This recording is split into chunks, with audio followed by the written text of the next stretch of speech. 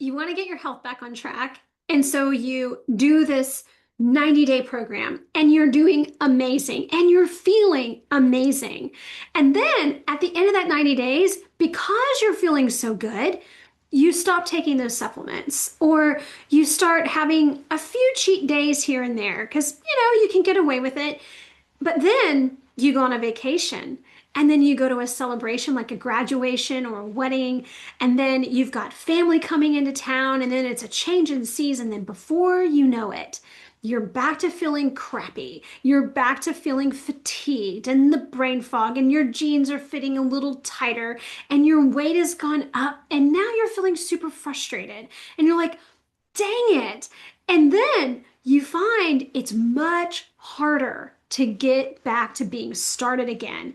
And you try to do it all on your own because, well, you know what to do. You've done it before, so you know you can do it again, but you don't. Does this feel like you? And I'm going to tell you, if this is you, you are not alone in this. Man, happens to all of us. Perhaps this is the human condition. Perhaps it's why we see so many books written about healthy habits, changing your behaviors. So, hi, I'm Dr. Lexi Lane. Welcome to my channel, and please subscribe if you want to continue to hear more about natural medicine, whole person medicine, keeping it very real. I love to inspire transformation for high pressured women in these high pressure roles, leaders, because I believe that if you are a healthy leader, then you're going to turn around and give permission to help others to be leaders and healthy themselves. And so we're leading by example. And Miriam Williams said it right of, when we are successful and we are the best versions of ourselves, we're giving permission. And there's science behind that as well. So if we can have healthier leaders, could we shift the workplace culture that supports the well-being of the people? And so with that, I want to talk about habits. And what I really want to talk about is the importance of consistency. And I also want to talk about shifting your mindset into thinking about, instead of I just want to lose weight or I want to feel better, because when you lose the weight and you feel better, then what happens? You think, "Oh, well, I'm done. I've established my goal." And then you revert back to old ways. What I want you to think instead is, I'm adopting a new way of being. And you kind of make it a matter of fact deal. Now, to make something a part of you, what we're going to use is some powerful quotes that you're going to see in some really good books. And it's about this kind of change takes time. But with time, massive transformation can happen with consistency as well. So let's get started with the perspective of change. Now, I say here keeping consistent even in summer, because what are we doing in summer? We're having a good time. There's a lot of parties, kids are out of school, there's a lot of vacationing happening. But let's talk about what James Clear talks about in Atomic Habits. I have this book right here on my desk. I don't, this is, well, anyway, so there's James Clear. It's a very good book. Anyway, all big things come from small things. The seed of every habit is a single tiny decision. But as that decision is repeated, habits sprout and it grows stronger. Roots entrench themselves and branches grow. The task of breaking a bad habit is like uprooting a powerful oak within us. And the task of building a good habit is like cultivating a delicate flower one day at a time.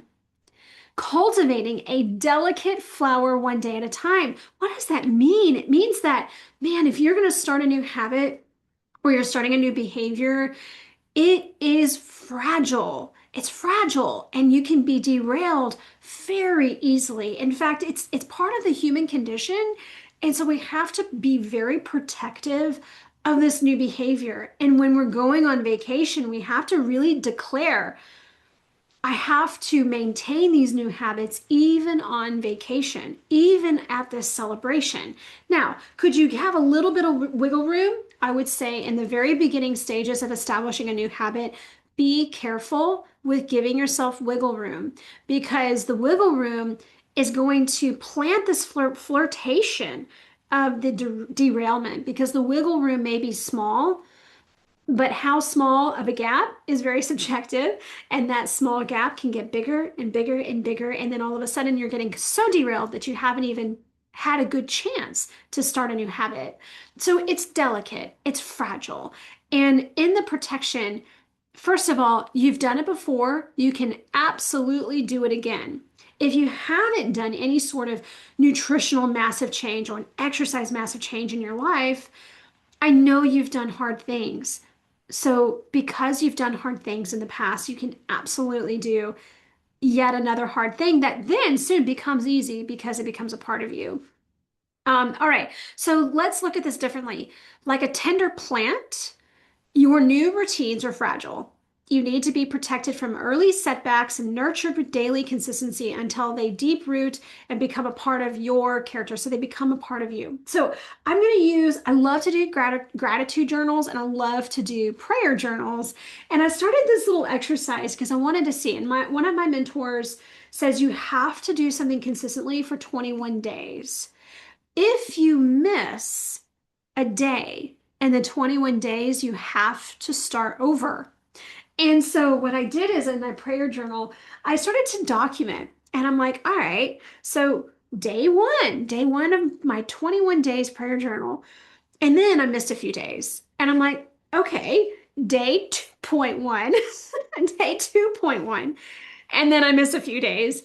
And I'm like, okay, day 3.1. So you get it? So I started once, and then I had to start again, and then I had to start a third time, and then I had to start a fourth time.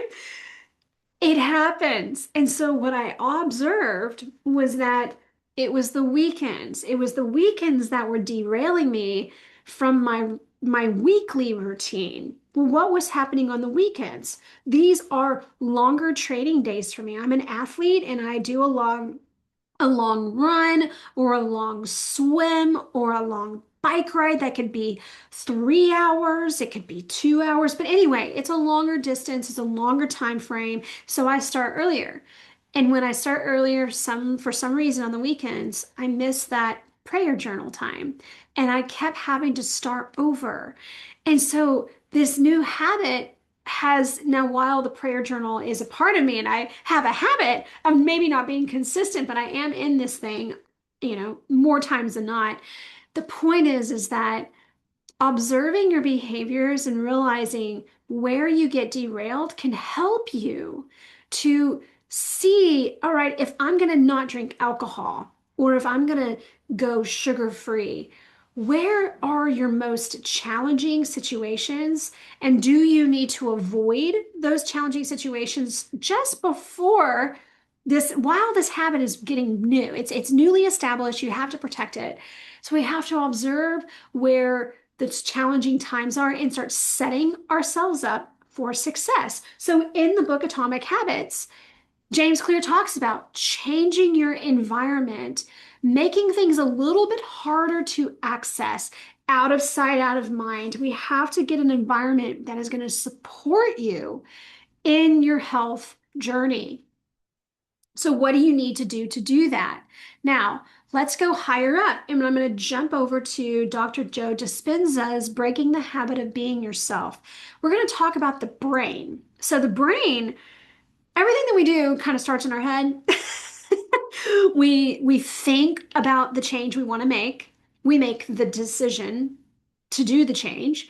We then have to think and decide and learn and analyze, what diet do I want to do? Who do I want to work for with?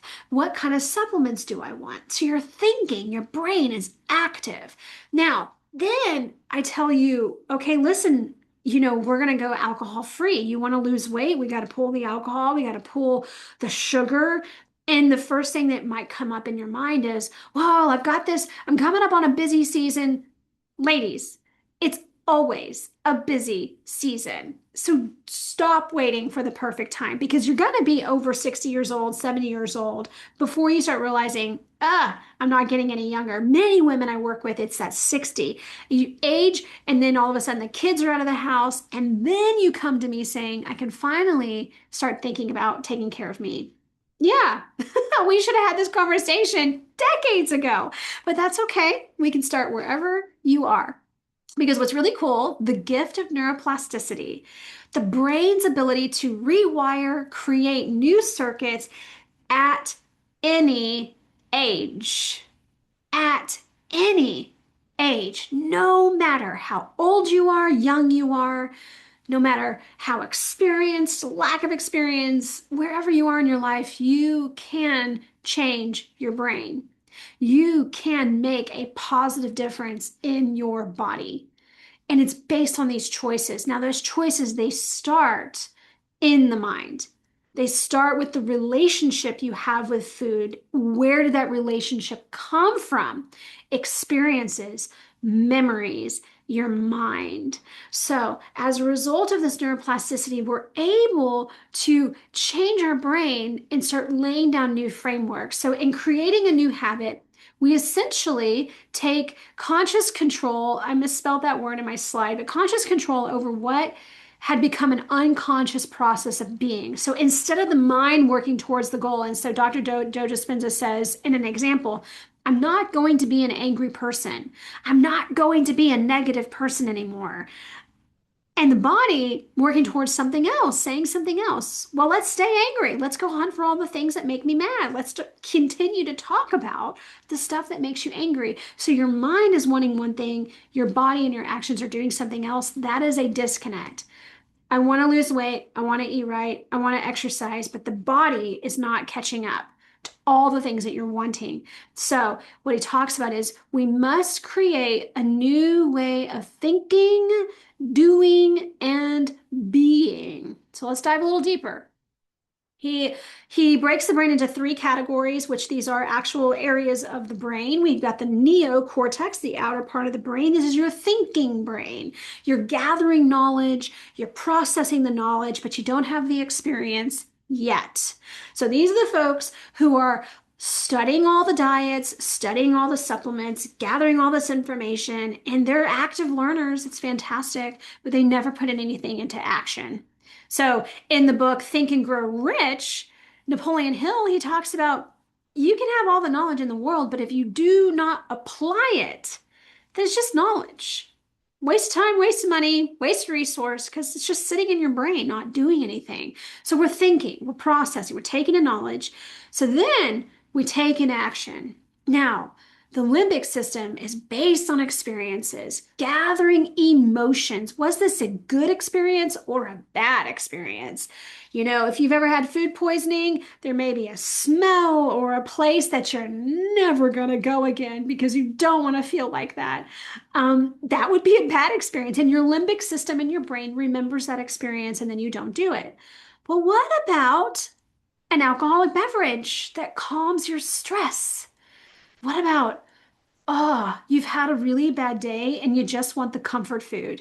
The comfort food gives you fast sugar, fast pleasure immediately. Your cell phones, you need to unplug and you want pleasure. You want to feel good. Ultimately, we want to feel good and we want to feel good fast. So we're grabbing for things that feed into the limbic system. Those are the dopamine hits, the endorphin hits, and we're getting these positive affirmations, the positive reinforcement. So then we get into the cerebellum, which is going to be the subconscious brain. So over time, now we're developing a subconscious behavior where every time I drive home, I get to the house, I pour myself a glass of wine. Every time I drive home, I get to the house, I have a bag of chips. Every time I do this thing, I'm going to do this thing over here. And it just becomes a part of you. So we have to think about when you say to yourself, I should be doing this, I want to be doing this, your brain wants the change. your limbic system, your memories are attaching to something that feels better than the desired outcome, perhaps. Better because it's an immediate feel good, feel better. And then the cerebellum, your subconscious then says, okay, well, this is a habit. I don't even have to think about it. So what are you going to do to disrupt the story? You have to disrupt it. So that's where in the basically breaking the habits of being yourself, that is Dr. Joe Dispenza's book. He's talking a lot about this. And that is why we go back to those original quotes. When you're starting something new, you've got to protect it. You've got to nurture it. You've got to remind yourself every single day, why am I choosing not to drink this beverage? Why am I choosing to not eat that very tempting, very addictive food like candy or something quick, a quick sugar hit? And because really what you have to then think to ourselves is, what am I gaining from the sugar hit or from the alcohol? Is it stress reduction? Is it an immediate comfort? And what other things could you be doing? And then we then dive into your lifestyle external factors that are leading you to these behaviors. Are you not managing your stress and coping well? Do we need to have a conversation around that? And so part of the Get Your Spark Back program, when I'm working with you as an individual and in our Spark Society, which is my women's group, we dive into these things. We dive into the nitty-gritty little details of a part of your life that are contributing to the stress threshold. And that's leading you to these behaviors that are very, very, very difficult to change because they are your coping mechanisms. Now, coping mechanism is one thing, but then you have cultural. So you go to church and you've got typical standard, the ladies bring in the casseroles, you've got the cookies and the cakes and the pies and the pastas, and they're all comfort Southern cooking foods that are high calorie and not gluten-free, dairy-free. They're not in alignment. Or you have a birthday party, and the birthday party, there's pizza and there's cake and ice cream and you pass out candy. So now you're putting all these kids into a sugar high and putting food sensitivities into their little bodies, which inflames their brains. And now you've got a whole field of super active, hyperactive kids, and some of them are getting irritable. And I don't know, it's just a recipe for disaster, but it's easy. And culturally, that is what we've trained ourselves to do. So you've got a cultural habit, you have a socioeconomic habit, you've got family traditions. We always eat this thing on Sunday. Oh, Friday night is meatball night. Or, oh, every Wednesday we go out and we have ice cream. So you have familial behaviors, you have cultural behaviors, you've got religious beliefs and behaviors. All of these things, they feed into your daily habits. And you have to look at all those contributing factors and examine why it's so hard to change sometimes and giving yourself some grace with that. But also, if you really want to make that massive change, you're really going to have to, just like this quote here, you're going to have to nurture and protect those tiny little changes. Okay, I'm going to go down to this 2190 approach. And that's how I'll wrap up this conversation today. Your cells will turn over in 21 days, and every single cell has a copy of your DNA. And so if we're thinking about the first rollover, so let's just use sugar as an example. You decide, I'm going to make sure I hydrate, and I'm going to make sure that I don't eat more than 24 grams of sugar a day. Okay, so that's the daily dosage of sugar. And so 24 grams of sugar, no more than that, and hydration. So those are two habits that you've decided to do. Day one, you're on fire. Day three, you're on fire. Day 4, 5, are you still on fire or not? You have to remember your habits every day, and you got to be consistent for 21 days. Okay, so you're consistent for 21 days. It's starting to get way easier. Well, you've had a first rollover of your cells with a copy of your DNA. But we need to do another turnover of your cells and another turnover over to really start cleaning the environment. Because as cells are replicating and repairing, depending on how damaged the cells are, or depending on how dirty the environment is, the more work you're going to have to do to clean it up. And the more 21 days turnover, but every single turnover will get cleaner and cleaner and cleaner. And every single 21-day turnover, the more your DNA, the more your neuroplasticity is solidifying those habits. The roots are continuing to grow and it's becoming a part of you. So that if you do have a little bit of alcohol one time, it's not a big deal. There might even be a point where you don't even want to touch it. Coffee. Coffee is a really difficult habit to break. Everyone loves a good cup of joe. And well, but coffee can make us more tired. And so it's things like this. What changes are you saying in your mind, I should be making these? And it's really, really difficult. Think about the oak tree and those roots. What's the challenge? Identify where the biggest challenge is. Perhaps we need to reframe the goal, reframe the why, or make that new habit a little easier. So that's where then we go back to James Clear's book, Atomic Habits, and we say, all right, what's one thing that I can do and improve it by 1%? So it's not perfect, but it's 1%. Can you do something daily a little better by 1% for 21 days? Because I think sometimes we bite off way more than we can chew. So, hey, listen, I hope this was really valuable to you. This is about transformation and real world work. It's getting into the trenches. It's not just me preaching to you about, hey, you got to be on the Mediterranean diet or the autoimmune paleo, or you got to pull gluten and dairy, or hey, you got to go lift heavy, women in your perimenopausal and menopausal stage. All good information. But how do we make that change? How do we make it stick? This is the work that I love doing for people and in audiences, keeping it real. So, what's 1% of an improvement that you can do? Not just for the next 21 days, that's just the beginning, but so that it can be have a new way of being in your world that helps you to be a better version of yourself, a stronger and healthier, better leader so you can shine your light. So I'm Dr. Lexi Lane. It's about getting your spark back, naturopathic doctor and speaker. So, hey, you love this content, you want to connect with me, you can DM me, you can comment in the comments below, and I will give you my email.